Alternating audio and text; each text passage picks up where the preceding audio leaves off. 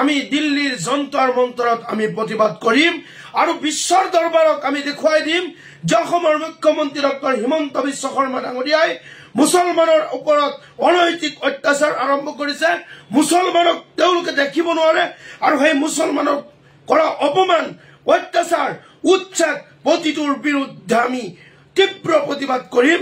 আমি অসমৰ মুখ্যমন্ত্ৰীৰ প্ৰত্যেকটো কুকীৰ্তি আৰু কুকাণ্ড আমি সমগ্ৰ বিশ্বত দেখুৱাই দিম।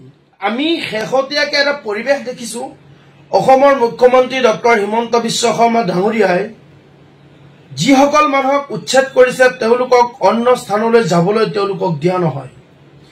আমি এটা কথা স্পষ্টভাৱে ক'ব বিচাৰো যে এই উচ্ছেদ কৰি অসমৰ মুখ্যমন্ত্ৰী ডক্টৰ হিমন্ত বিশ্ব শৰ্মা ডাঙৰীয়াই অৰ্থনৈতিকভাৱে আমাৰ অসমখনক দুৰ্বল কৰিছে। গতিকে কওঁ, আমি সংখ্যালঘু সংগ্ৰাম পৰিষদক কোনোবাই বাংলাদেশী কৰে আমি কাৰো কথা আমি কিয় নকৰো।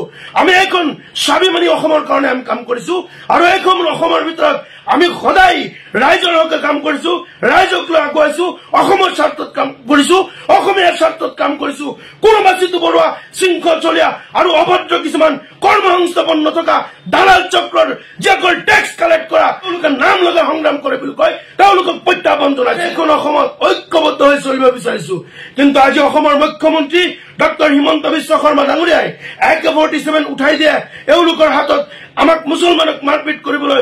গতিকে কওঁ, এই যুদ্ধ মুছলমানৰ লগত যুদ্ধ নহয়, এই যুদ্ধ মিয়াৰ লগত যুদ্ধ নহয়, এই যুদ্ধ অসমৰ মুখ্যমন্ত্ৰী ডক্টৰ হিমন্ত